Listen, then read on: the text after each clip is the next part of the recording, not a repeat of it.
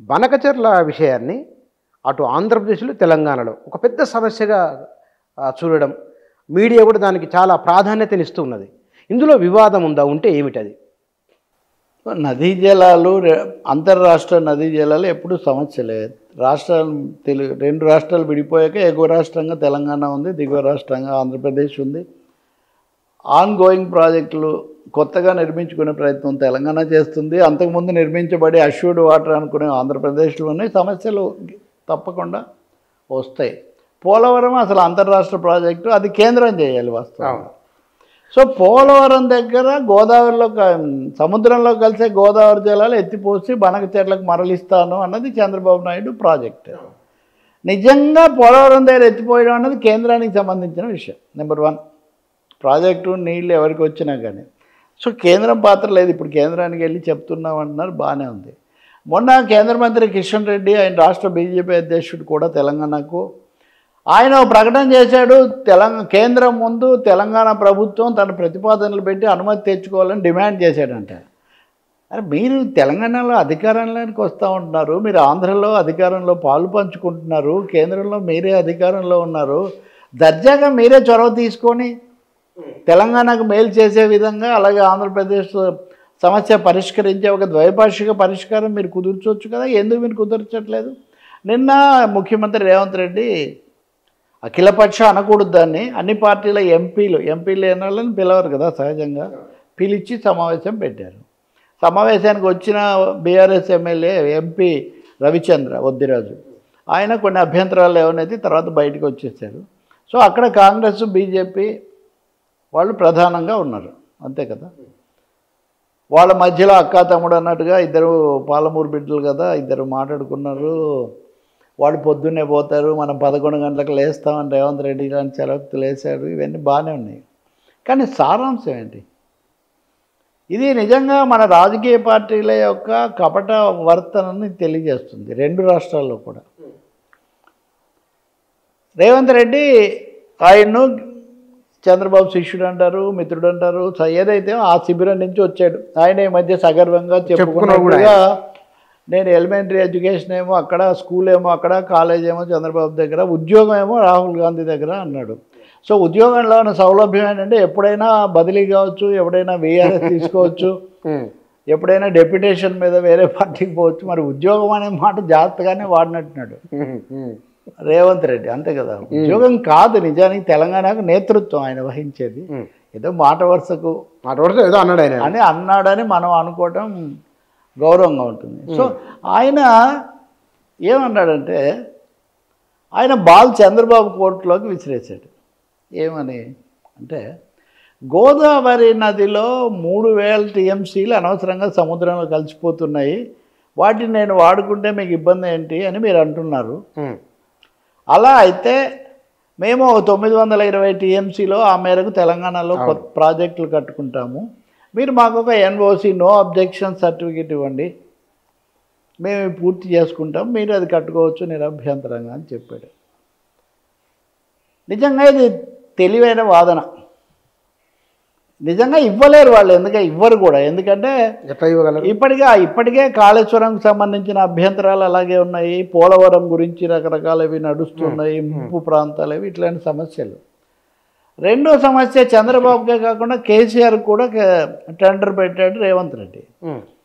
కేసీఆర్ జగన్మోహన్ రెడ్డి ముఖ్యమంత్రులుగా ఉన్నప్పుడు జరిపిన సమావేశాలు 4 సార్లు జరిపారు.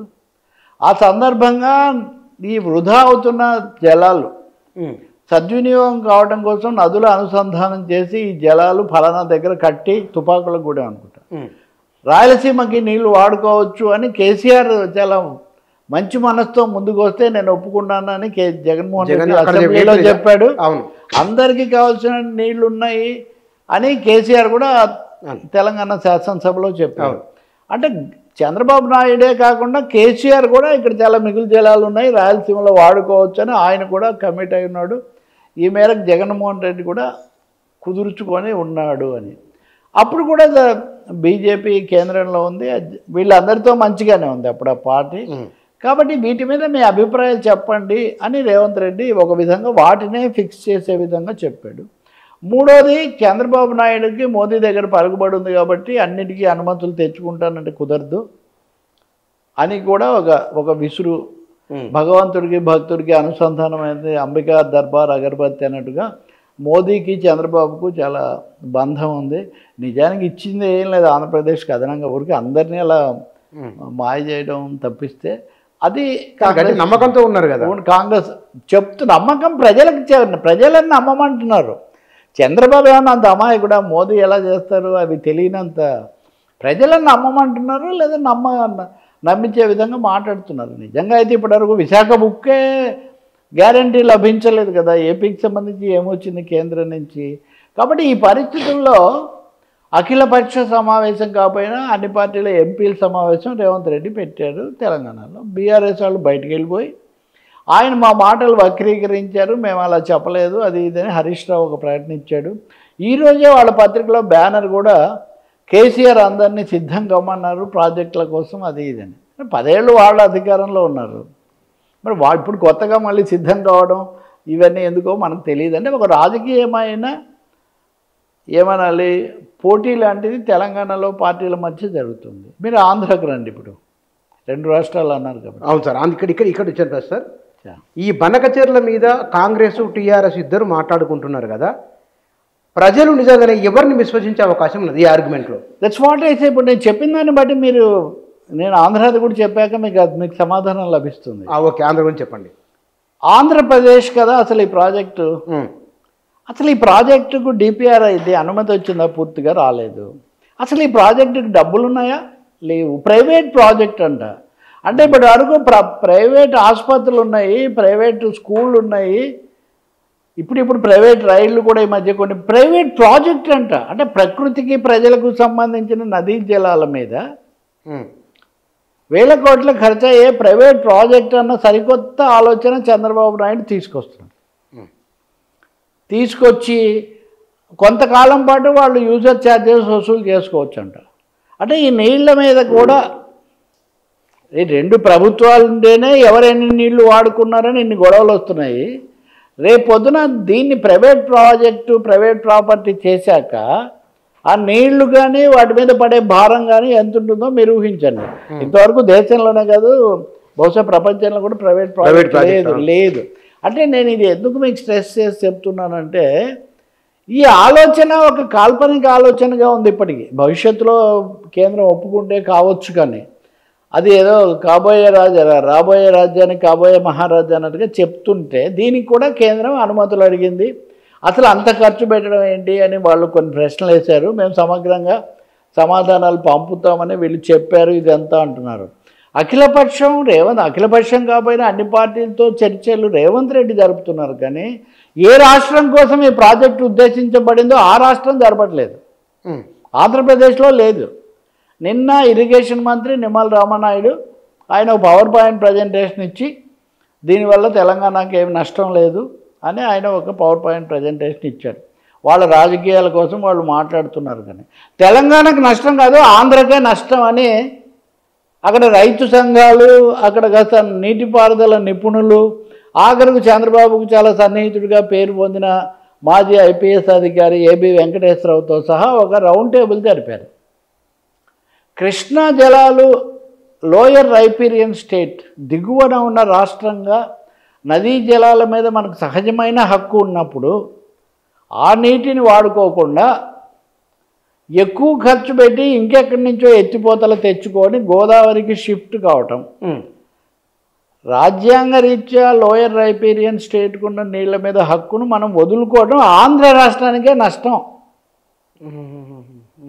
కృష్ణా జలాలను వాడుకోకుండా గోదావరి జలాలని మీరు ఎందుకు అంటున్నారు అసలు? కాబట్టి చివరి 3 స్టేజెస్ ఉంటుంది ఇందులో చివరి స్టేజీ మరలింపు. సో ఆ చివరి స్టేజీని మీరు ఆలోచించండి, చర్చించండి అని చంద్రబాబు నాయుడిని సమర్థించే, తెలుగుదేశాన్ని బలపరిచే వర్గాలతో సహా వాళ్ళు మాట్లాడుతున్నారు. బీజేపీ అక్కడ ఇక్కడ నిశ్శబ్దం. నిజానికి ఇవన్నీ ఇద్దరిని కూర్చోబెట్టి మాట్లాడాల్సింది, నిధులు ఇవ్వాల్సింది. పోనీ ఇంత ఖర్చు అవుతుంది కాబట్టి మీరు ఇవ్వండి అని కేంద్రాన్ని అడుగుతున్నారా? చంద్రబాబు అడగట్లేదు. ప్రైవేట్ ప్రాజెక్ట్ కడతాను, రైతుల దగ్గర నుంచి వసూలు చేస్తాను అంటున్నారు. ఇంత చేస్తే ఇప్పటికి 1 year ఏడాది అయిపోయింది. కేంద్రం దగ్గర ఇంతవరకు అంటే ఆలు లేదు చూలు లేదు అన్నట్టుగా ఏమీ లేని దానికి ఇక్కడ ఒక పెద్ద రాజకీయమైన జరుగుతుంటే ఇప్పుడు తెలంగాణలో కూడా హఠాత్తుగా మిగతా చాలా విషయాలు పక్కకు పోయి దేని మీద లేనంతగా దీని మీద ఉద్యమం నిర్మిస్తామని బీఆర్ఎస్ వాళ్ళు అంటుంటే దాన్ని కౌంటర్ చేయడానికి రేవంత్ రెడ్డి మాట్లాడుతుంటే కిషన్ రెడ్డి ఆయన పార్టీ అధ్యక్షుడిగా కేంద్ర మంత్రిగా ఏదైనా చేయగలిగిన స్థానంలో ఉండి ఆయన మీరు వచ్చి అడగండి అని చెప్తున్నాడు. కాబట్టి నేను చెప్పేది ఏంటంటే ఇదంతా ఒక రాజకీయ ప్రహసనం తప్పితే నిజంగా ఇప్పుడు అది ముందుకు పోతున్నది లేదు, ఇంకోటి లేదు. ఎవరు కాకపోతే ఒక మాట నిన్న కొంచెం మనకు యుద్ధం చేయాలి, ఒకరి మీద యుద్ధం చేసుకోవాల్సిన అవసరం లేదు. రెండు రాష్ట్రాలు కూడా అంత పరిస్థితి లేదు. 11 ఏళ్ళు అయ్యాక ఇంకెందుకు కూర్చొని మాట్లాడుకోవచ్చు. కేంద్రం కూడా మధ్యవర్తిగా ఉండి దాని బాధ్యత రాజ్యాంగ రీత్యా. కాబట్టి అలా చేస్తే ఇది అయిపోతుంది.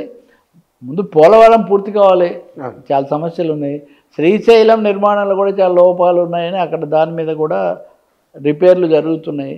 తెలంగాణలో మేడిగడ్డ కుంగుబాటు ఆ సమస్య ఇంకా పరిష్కారం కాలేదు, కట్టుకున్నది, తర్వాత సంగతి వేరే విషయం. సో ఆ ప్రాసెస్లో అంటే రేవంత్ రెడ్డి ఎక్కడో మా కాళేశ్వరం అన్నాడంటే అది మా ఘన విజయం అని బీఆర్ఎస్ వాళ్ళు పంచుకోవడం.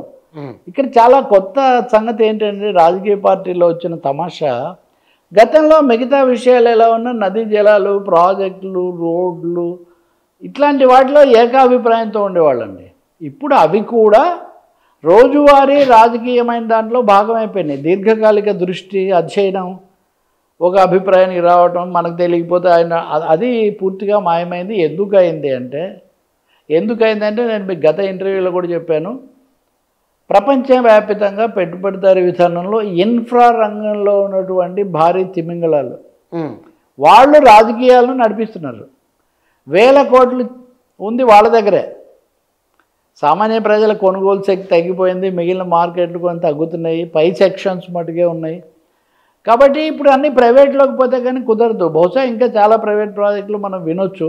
సో ఇన్ఫ్రా రంగం ఒత్తిడి కోసం ఇప్పుడు ఒక ఆయన 4th సిటీ అంటాడు, ఇంకొక ఆయన శాటిలైట్ సిటీ అంటాడు. ఇప్పుడు అమరావతిలో తీసుకున్న భూమి సంగతి తేలకుండానే ఇంకో 45,000 ఎకరాలు తీసుకుంటానంటాడు. ఇంకా తీసుకుంటున్నారా? తీసుకుంటున్నారు కదా ఇంటర్నేషనల్ ఎయిర్పోర్ట్ కోసం. అది ఉన్న ఎయిర్పోర్ట్ను డెవలప్ చేసుకోవచ్చు కదా. గన్నవరం అది 2వ ప్రపంచ యుద్ధం నాటి నుంచి ఉంది. ఉన్న ప్రొఫెసర్ రామచంద్ర చెప్తున్నాడు అక్కడ ఏమని, ఇప్పుడు శంషాబాద్ విమానాశ్రయం గొప్పది ప్రతిసారి చెప్పుకుంటాము, కానీ బేగంపేట విమానాశ్రయాన్ని వదులుకోమని ఎవరు చెప్పారు? బేగంపేట విమానాశ్రయం ప్రభుత్వం చేతుల్లో ఉంటే శంషాబాద్ను జిఎంఆర్ తీసుకోడు. సో మీకు లింక్ అర్థమైంది కదా. సో కాళేశ్వరం ఎవరు మంత్రివర్గ అనుమతి తీసుకున్నారా లేదా తీసుకోలేదు అని నిన్న కూడా రేవంత్ రెడ్డి చెప్పారు, ముఖ్యమంత్రి. అంతకుముందు ఈటెల రాజేందర్, హరీష్ రావు, కేసీఆర్ చెప్పిన దానికి భిన్నంగా తుమ్మల నాగేశ్వరరావు లేఖ రాశారు. అంటే ఏమండి అసలు 1,00,000 కోట్లు ఖర్చు అయ్యే ఒక ప్రాజెక్టు గురించి మంత్రివర్గ తీర్మానం లేకుండా అంటే సో ఇప్పుడున్న స్టేట్ ఆఫ్ థింగ్స్ అదనమాట. కాబట్టి బనకచెర్ల మీద జరిగే రాజకీయ రభస, 2 రాష్ట్రాల మధ్య తర్జన భర్జన కూడా ఒకటి రాజకీయ కోణం, రెండవది ఇన్ఫ్రా సెక్షన్స్, ఇన్ఫ్రా వాళ్ళ ఇన్ఫ్లుయెన్స్ల వల్ల జరుగుతుంటుంది తప్ప ఇది తక్షణ సమస్య కాదు. దీనికి వీళ్ళిద్దరూ చెప్తున్న దాంట్లో సహేతుకత్వం కూడా లేదు, ఇంకా చాలా నడవాల్సి ఉంటుంది. రాజకీయ కోణం నుంచి రాజకీయ పాక్షికత్వం ప్రాజెక్టుల వంటి విషయంలో పనికిరాదు. నిపుణులు అలాగే ప్రజల హితం కోరేవాళ్ళు దాన్ని దృష్టిలో పెట్టుకొని చూడాల్సి ఉంటుంది. అంటే మన వరప్రదాయని అనుకున్న కాళేశ్వరం గురించి మొన్న నాకు ఎక్కడో ఈటెల రాజేందర్ కూడా కలిసారు, మాట వస్తే అదే అన్నారు, మొన్న అంత గొప్ప ప్రాజెక్ట్ అని చెప్పి ఇప్పుడు వచ్చి కాదంటే ఎట్లుంటుంది సార్? అసలు నేను అట్లా 2 రకాలుగా మాట్లాడను, అందుకే నేను అలా చెప్పలేదని ఆయన అక్కడ ఉన్న మిత్రులందరికీ కూడా చెప్తున్నాడు. He may be right, but BJP argument ఏంటి?